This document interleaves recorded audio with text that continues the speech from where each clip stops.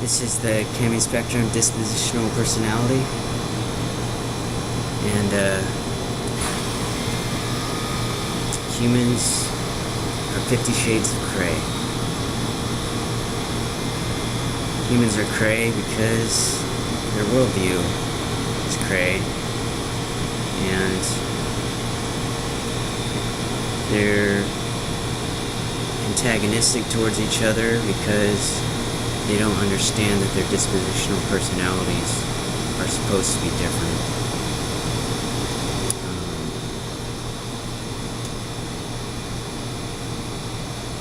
Today I think I'll talk about deconstructing Joe Rogan's podcast. He's had a lot of physicists on his podcast, and he's had, you can tell he has questions. He doesn't fully buy into everything that they're saying, especially when they talk about psychedelics. But there's one thing he said in a joke once, that we're a rock flying through space, and that's really the heart of the problem. We think that Earth is moving through a hidden medium,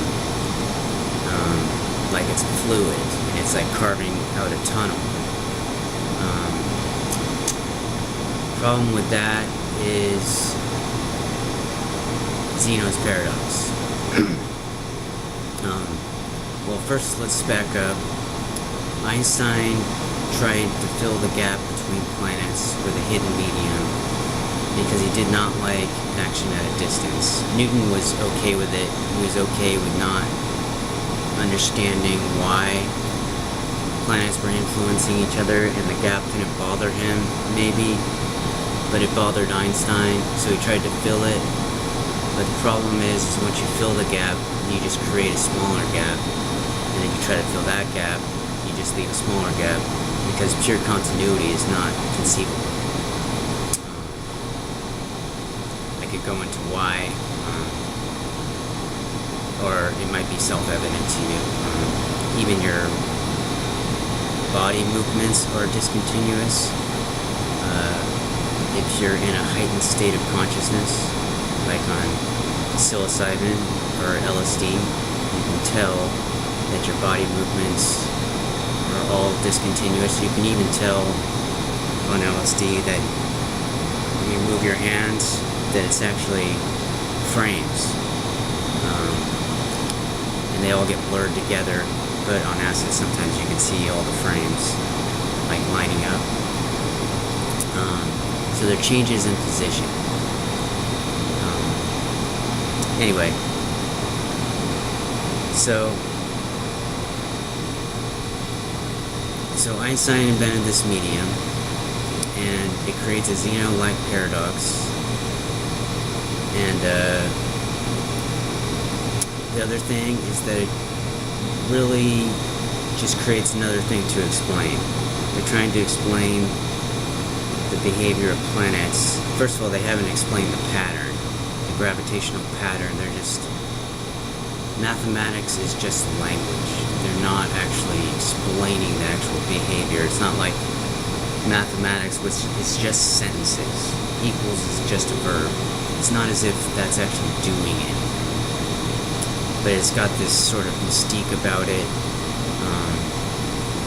Wittgenstein commented on this in the early half of last century. He said that the whole modern conception of the world is founded on the illusion that the so-called laws of nature are the explanations for phenomena, when they're really just an elaborate description.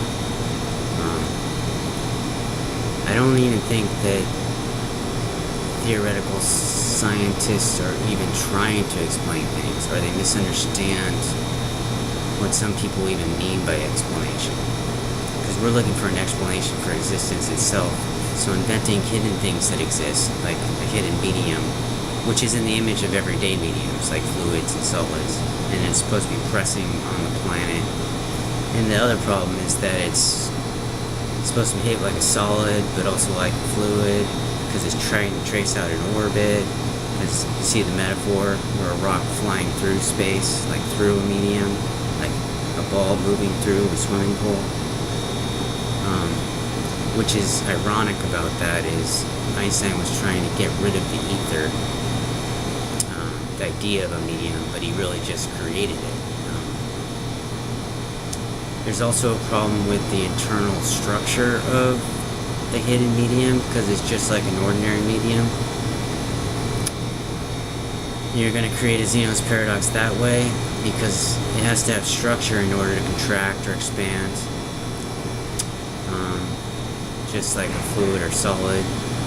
And at the bottom, just like any ordinary fluid, the bottom components have to be composed of not anything at all. You can sort of check this for yourself in your mind, like anything, any kind of like three-dimensional thing that you imagine is going to be hollow, and you can keep on filling it with more three-dimensional things, but they're going to be hollow.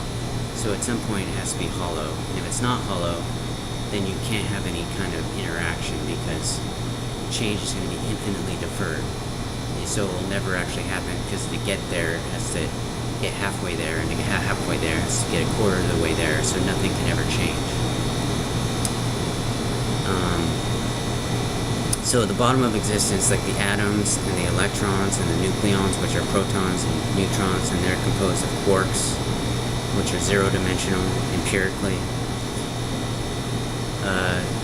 Those aren't things that literally exist. They exist as patterns in three-dimensional molecular arrays. So the electrons don't exist, really, neither do the atoms, and neither does the direct relations between atoms, like stick figures, and you see the little molecules. Only the arrays are actually measurable, and when they're talking about the properties of atoms, they're really just talking about the measurements. So I call it symbolic matter. What else about that?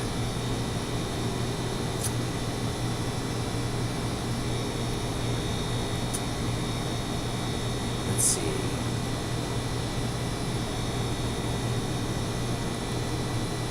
Oh.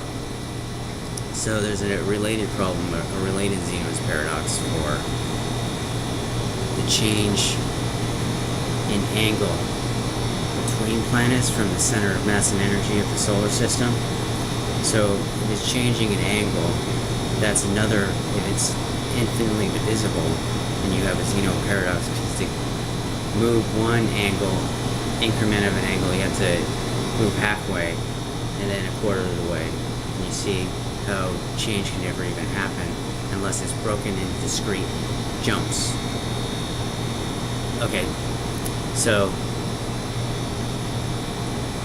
without these discrete jumps, which I'm going to call these discrete jumps Planck lengths or Planck angles, and that's the smallest unit of measurement, and they extract that from speed of light and some other constants that they measure, and they put them all together and they get a minimum length. And so I'm saying that what they call the minimum length, or the Planck length from Max Planck, that's the minimum angle. And so they're just discrete changes in position or angle, and that's what makes change possible. So there's no really such thing as motion, but there is changes in position.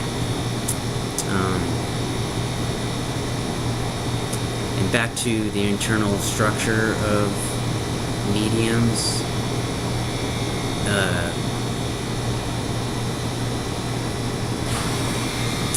I don't want to talk about that.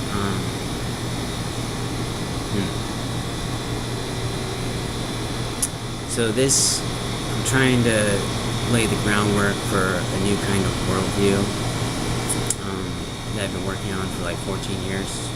This is just trying to strip away the clutter so I can talk about the actual worldview that I'm trying to present. Let's call it mutual novelty, and it breaks down into two concepts: exclusion and non-exclusion. And non-exclusion breaks down into